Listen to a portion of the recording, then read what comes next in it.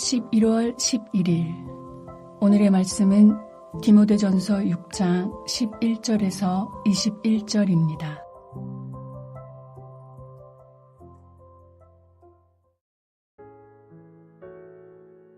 오직 너 하나님의 사람아, 이것들을 피하고 의와 경건과 믿음과 사랑과 인내와 온유를 따르며 믿음의 선한 싸움을 싸우라. 영생을 취하라. 이를 위하여 내가 부르심을 받았고 많은 증인 앞에서 선한 증언을 하였도다. 만물을 살게 하신 하나님 앞과 본디오 빌라도를 향하여 선한 증언을 하신 그리스도 예수 앞에서 내가 너를 명하노니 우리 주 예수 그리스도께서 나타내실 때까지 흠도 없고 책망받을 것도 없이 이 명령을 지키라.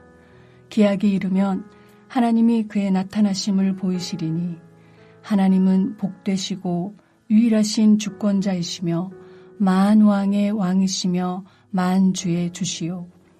오직 그에게만 죽지 아니함이 있고 가까이 가지 못할 빛에 거하시고 어떤 사람도 보지 못하였고 또 볼 수 없는 이시니 그에게 존귀와 영원한 권능을 돌릴지어다.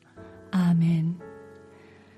내가 이 세대에서 부한 자들을 명하여 마음을 높이지 말고 정함이 없는 재물에 소망을 두지 말고 오직 우리에게 모든 것을 후히 주사 누리게 하시는 하나님께 두며 선을 행하고 선한 사업을 많이 하고 나누어 주기를 좋아하며 너그러운 자가 되게 하라. 이것이 장래에 자기를 위하여 좋은 터를 쌓아 참된 생명을 취하는 것이니라. 디모데야, 망령되고 헛된 말과 거짓된 지식의 반론을 피함으로 내게 부탁한 것을 지키라. 이것을 따르는 사람들이 있어 믿음에서 벗어났느니라. 은혜가 너희와 함께 있을지어다. 안녕하세요. 11월 11일 월요일 말씀 묵상입니다. 오늘 묵상은 디모데전서 마지막 부분입니다. 디모데전서 마지막 부분은 디모데 개인을 향한 구체적인 권면을 포함하고 있습니다. 바울은 편지 서두에서 나의 사랑하는 아들 디모데에게라고 썼습니다. 그리고 편지의 마지막에는 디모데를 오직 너 하나님의 사람아 라고 부릅니다.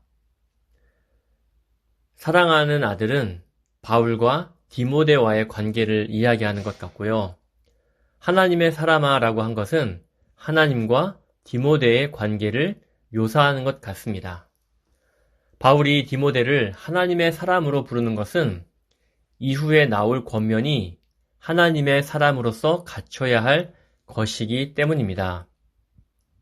성도 여러분, 우리가 오늘 하나님의 사람으로 살고자 한다면 바울이 디모데에게 주는 권면을 귀 기울여 들어야 할 것입니다. 6장 11절부터 12절에 나오는 이야기가 있는데요. 성도이자 사역자인 디모데가 어떠해야 하는지 4가지 정도로 이야기합니다. 첫째는 이것들을 피하고, 둘째는 의와 경건과 믿음과 사랑과 인내와 온유를 추구하고, 셋째는 믿음의 선한 싸움을 싸우고, 넷째는 영생을 취하라 입니다. 첫째, 이것들을 피하라고 했는데요. 이것들은 1차적으로 돈을 사랑하는 모습이고, 더 나아가 거짓 교사들의 교만과 그 결과 모습을 가리킵니다. 따라서 첫 번째 명령은 그들의 모습을 경계하라는 것입니다. 둘째, 의는 하나님과의 관계에 충실한 것이고, 경건은 그 의를 유지하는 태도와 방법입니다. 거짓을 따르는 자에게는 없지만 모든 신자와 디모데가 견지해야 할 덕목입니다. 믿음과 사랑은 진리 안에 있는 신자의 삶을 대표하는 것으로서 복음에 근거한 덕목입니다. 인내는 세상에서의 견딤인데 다르게 사는 것이 쉽지 않음을 전제로 합니다. 이런 요소는 이전 권면의 정리로서 거짓 교사들과 구별된 신앙인 디모데가 추구해야 할 덕목입니다. 셋째 명령은 믿음의 선한 싸움입니다. 무엇이 선한 싸움일까요? 서신 앞부분에 나온 내용을 생각한다면 말씀을 배운 대로 살아가는 것입니다. 그리스도께서 충성하셨듯이 충성하고 그리스도께서 사랑을 사랑하신 것처럼 사랑하면 되는 것이지요. 그리스도께서 가르쳐 주신 것 말고 다른 거짓 가르침은 막고 바른 교훈을 가르쳐야 하는 것입니다. 네 번째 명령은 미래에 있을 구원 과정에 온전함을 경험하도록 주님과의 관계에 최선을 다하라는 말입니다. 영생을 취하라 라는 이 표현은 디모데전서 4장 16절에 구원을 얻으라 라는 말과 같이 연결될 수 있습니다. 바울이 디모데 개인에게 4가지 명령을 하고 있는데요. 전체적으로 거짓 가르침과 관련해 그 영향을 피하고 바른 것을 추구하며 소명과 관련해 믿음의 선한 싸움을 지속해서 구원의 완성에 참여하는 것으로 정리할 수 있습니다. 디모데는 에베소 교회의 지도자였습니다. 교회 지도자는 성경을 잘 가르치는 사람이어야 하죠. 성경을 제대로 가르쳐야 하나님의 다스림을 받고 살아갈 수 있습니다. 가르침과 하나님 나라는 직관적으로 연결됩니다. 그런데 잘 가르치는 것만으로 목회가 되지 않습니다. 가르치는 지도자가 먼저 본이 되어야 합니다. 정치 지도자의 권위는 말한 약속을 지키는 데서 오죠. 교회 지도자의 권위는 말씀을 가르치는 대로 실천하는 데서 옵니다. 그러므로 교회 지도자는 성경이 말하는 것을 먼저 실천하는 삶을 살아야 합니다. 돈을 사랑하지 않고 하나님을 의지해야 합니다. 하나님과의 관계를 유지하기 위해 경건에 힘써야 합니다. 교회와 가정, 그리고 사회에서 믿음의 선한 싸움을 해야 합니다. 지도자는 가르침을 잘할 뿐 아니라 삶으로 본을 보이는 사람이어야 합니다. 교회 지도자에게 주는 권면이라 성도에게 해당되지 않는 것으로 생각해서는 안 됩니다. 11절에서 너 하나님의 사람아 라고 부르고 있죠. 하나님께 속한 모든 사람에게 해당되는 권면입니다. 그리고 성도는 누구든지 지도자가 될 수 있습니다. 교사가 될 수 있고 가정에서 부모가 될 수 있고요. 공동체에서 어떤 역할이든 가르치는 지도자의 역할을 맡을 수 있습니다. 그러니 모든 성도가 이 권면을 들어야 합니다. 13절부터 16절은 디모데를 향해 추가로 권면하는 내용입니다. 14절은 예수 그리스도께서 나타나실 때까지 흠이 없고 책망받을 것이 없이 이 명령을 지킬 것을 이야기합니다. 15절부터 16절은 하나님에 대한 찬양입니다. 하나님은 복되시고 유일한 주권자이십니다. 만왕의 왕이시고 온 세상의 주인이십니다. 오직 하나님께만 죽음이 없고 가까이 갈 수 없는 빛에 거하시고 누구도 볼 수 없는 분이십니다. 바울은 이런 하나님께 존귀와 영원한 권능을 돌려드립니다. 바울이 여기에서 하나님을 찬양하는 이유가 뭘까요? 아마도 바울은 자신에게 찾아오신 하나님이 어떤 분이신지 디모데에게 전해주는 것 같습니다.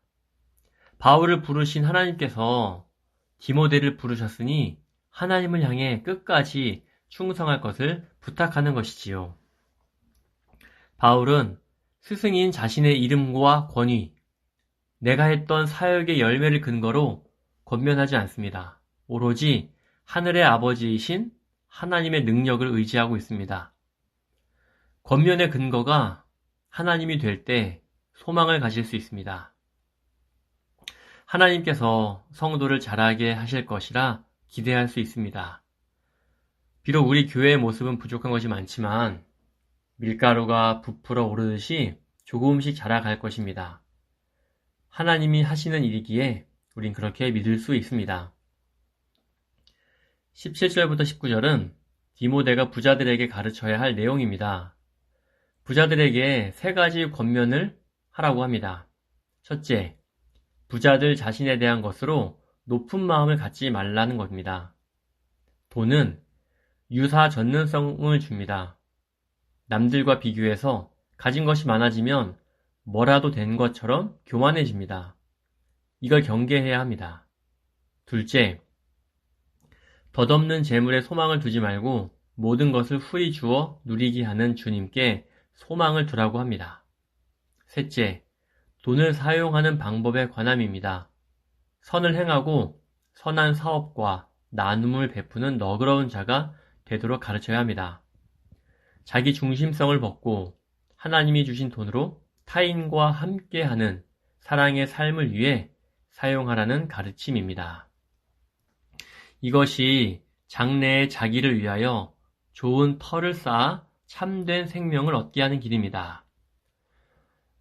참된 생명을 얻게 하는 길.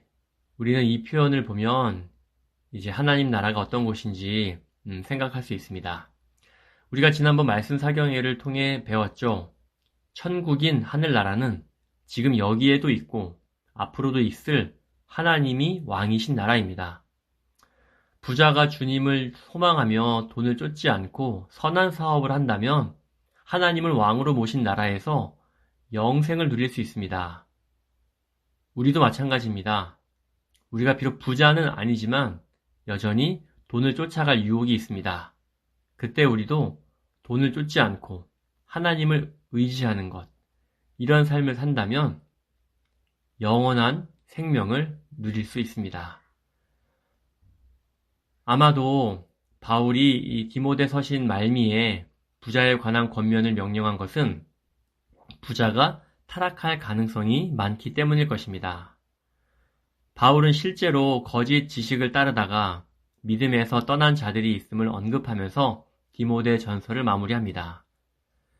사랑하는 성도 여러분, 오늘 묵상에서 교회 지도자가 가져야 할 자세와 재물을 소유한 사람들이 들어야 할 권면을 살펴보았습니다.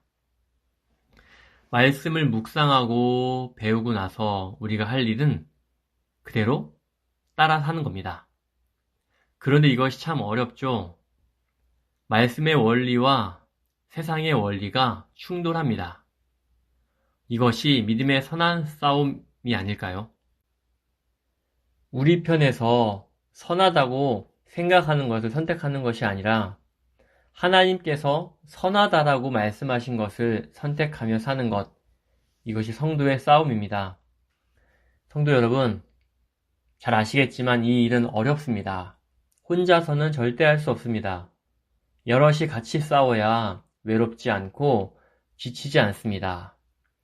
우리가 속한 둘에 그리고 교회가 힘을 합쳐 싸워나가길 진심으로 소원합니다. 기도하겠습니다. 세상의 유일한 통치자 하나님을 찬양합니다. 온 세상의 주인이신 하나님께 영광을 올립니다. 돈을 쫓고 돈이 주는 유혹에 속지 않도록 우릴 지켜주소서. 하나님께서 후히 주시는 분이심을 경험하게 하시고 하나님의 사람으로 사는 것이 행복한 것임을 깨닫게 하여 주옵소서. 하나님이 좋아서 세상의 즐거움을 이길 수 있게 하시고 나 혼자가 아니라 우리 교회가 함께 이 길을 가게 하옵소서. 예수 그리스도의 이름으로 기도합니다. 아멘.